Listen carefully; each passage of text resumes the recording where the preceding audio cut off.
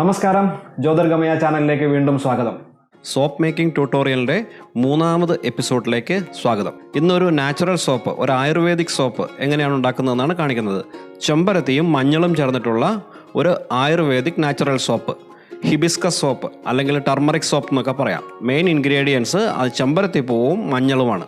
ചെമ്പരത്തിപ്പൂവിൻ്റെയും മഞ്ഞളിൻ്റെയും ഗുണങ്ങളൊക്കെ എല്ലാ മലയാളികൾക്കും അറിയാവുന്നതുകൊണ്ട് അതൊന്നും വിശദീകരിക്കാനായിട്ട് നിൽക്കുന്നില്ല. നമുക്ക് നേരെ സോപ്പ് ഉണ്ടാക്കുവാനായിട്ട് പോവാം.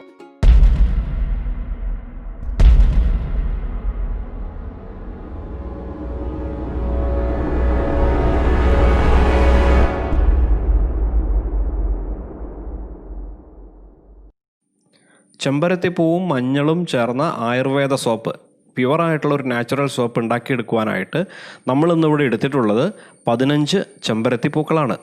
ഈ ചെമ്പരത്തിപ്പൂക്കൾ ഇതളുകളാക്കി കഴുകി വൃത്തിയാക്കി എടുക്കുക ആദ്യം. അതിനുശേഷം സോപ്പ് ഉണ്ടാക്കുവാനായിട്ട് നമ്മൾ എടുത്തിട്ടുള്ള 140 ഗ്രാം വെള്ളം അടുപ്പത്ത് വയ്ക്കുക. ഇവിടെ നമ്മൾ 145 ഗ്രാം വെച്ചിട്ടുണ്ട്. അത് തിളച്ച് വരുമ്പോൾ അതിലേക്ക് ഈ ചെമ്പരത്തി ഇതളുകൾ ഇടുക.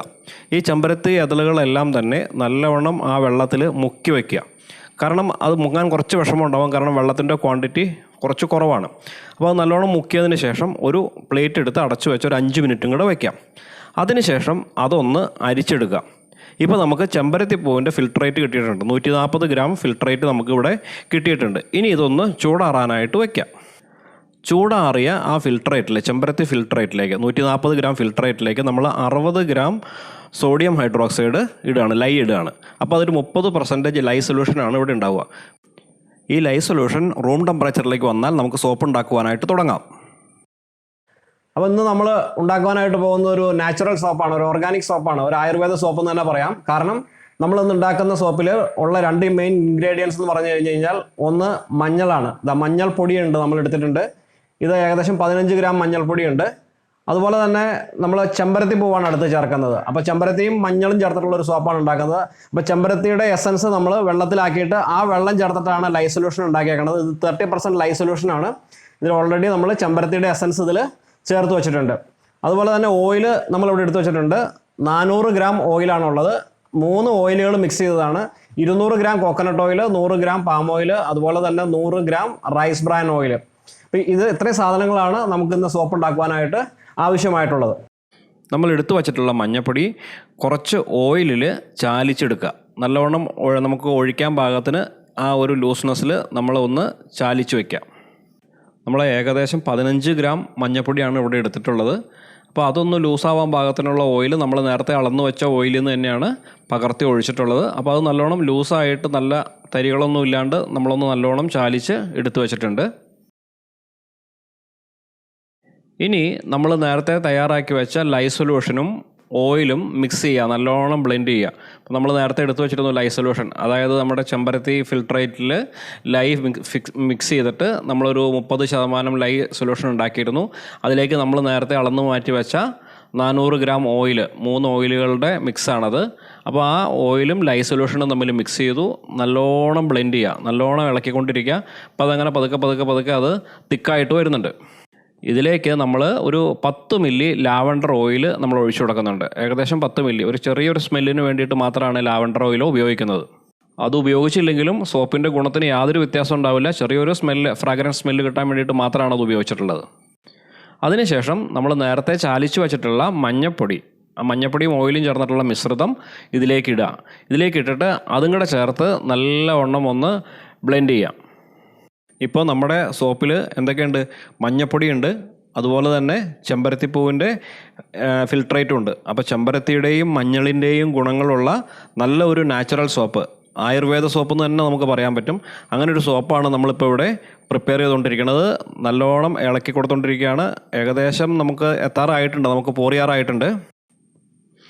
ഇപ്പോൾ ഏകദേശം നല്ലോണം ബ്ലെൻഡ് ചെയ്ത് കഴിഞ്ഞിട്ടുണ്ട്. നമുക്കൊരു ലൈറ്റ് ട്രേസസ് ഒക്കെ കിട്ടിയിട്ടുണ്ട്. ഈ ലൈറ്റ് ട്രേസസ് കിട്ടിക്കഴിഞ്ഞാൽ നമുക്ക് ഉടനെ തന്നെ നമുക്കത് മോൾഡിലേക്ക് പോർ ചെയ്യാം. നമ്മളിവിടെ നേരത്തെ മേടിച്ചിട്ടുള്ള സിലിക്കോൺ മോൾഡിലേക്കാണ് നമ്മളിത് ഒഴിക്കുന്നത്. ഇപ്പോൾ നമുക്ക് കണ്ടറിയാം നല്ല കളറാണ്, പക്ഷേ ഈ കളറ് നമുക്ക് സസ്റ്റെയിൻ ചെയ്യില്ല. നമ്മൾ നാച്ചുറൽ സോപ്പ് അല്ലെങ്കിൽ ആയുർവേദ സോപ്പ് ഉണ്ടാക്കുമ്പോൾ ഒരു പ്രത്യേകത എന്താണെന്ന് വെച്ച് കഴിഞ്ഞാൽ ഇതിൻ്റെ കളറ് അവസാനമാകുമ്പോഴത്തേക്കും ഫെയ്ഡാവും. നമ്മൾ ഉദ്ദേശിക്കുന്ന കളർ നമുക്ക് കിട്ടണമെന്നുണ്ടെങ്കിൽ മൈക്ക പൗഡറാണ് ചേർക്കുക. പക്ഷേ ഇതൊരു നാച്ചുറൽ സോപ്പാണ് നമ്മൾ ഉണ്ടാക്കുന്ന, ആയുർവേദ സോപ്പാണ്. അതുകൊണ്ട് തന്നെ നമ്മൾ അതിൽ മൈക്ക പൗഡർ ചേർത്തിട്ടില്ല.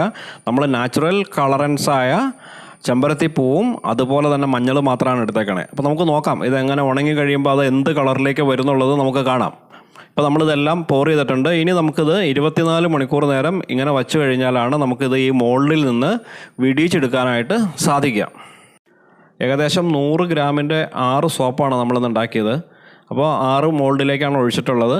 കുറച്ചൊക്കെ വ്യത്യാസങ്ങളുണ്ടാവും അങ്ങോട്ടും ഇങ്ങോട്ടും. അപ്പോൾ ഇത് ഹോം മെയ്ഡ് സോപ്പാണ്. അപ്പോൾ അതുകൊണ്ട് കറക്റ്റ് 100 ഗ്രാമെന്നോ 98 ഗ്രാം അങ്ങനെയൊന്നും പറയാൻ പറ്റില്ല. ഏകദേശം അപ്രോക്സിമേറ്റ്ലി 100 ഗ്രാമിൻ്റെ സോപ്പുകളാണ് നമ്മൾ ഉണ്ടാക്കിയിട്ടുള്ളത്.